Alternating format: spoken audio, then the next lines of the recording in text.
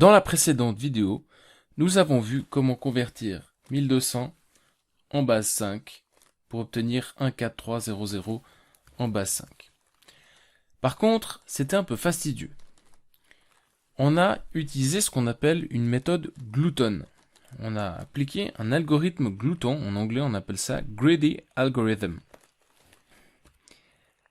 La méthode en question consistait à prendre la plus grosse carte possible d'abord. Donc on a essayé 3125. On a vu qu'on ne pouvait pas mettre 3125 dans 1200. On a donc essayé avec 625. On a vu que 625 rentrait dans 1200. Ce qui pouvait d'ailleurs nous indiquer à l'avance qu'on aurait 5 chiffres dans la représentation en base 5 de 1200. Par contre, je ne sais pas si vous avez trouvé pénible, moi j'ai trouvé pénible. Ici, on a dû essayer 4 fois de suite pour savoir combien de cartes il y aurait de type 125. On ne savait pas à l'avance.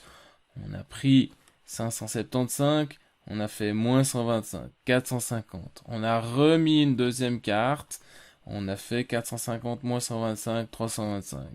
Ok, on en a remis encore une et on en a remis encore une. Ça veut dire qu'on a fait beaucoup de calculs.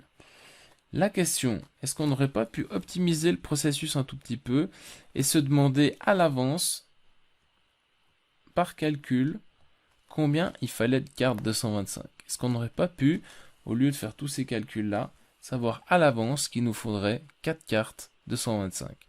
J'aimerais bien que vous essayiez de réfléchir à ça.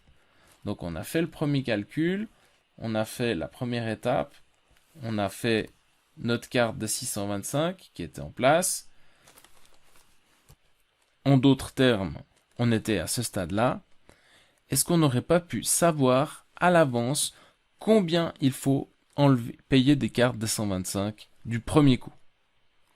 Simplement en se basant sur ce 575 qui reste à payer et la prochaine carte 125. Combien est-ce que je peux mettre de fois 125 dans 575 sans faire plusieurs soustractions et en ne faisant qu'une seule soustraction? Essayons de réfléchir à ça.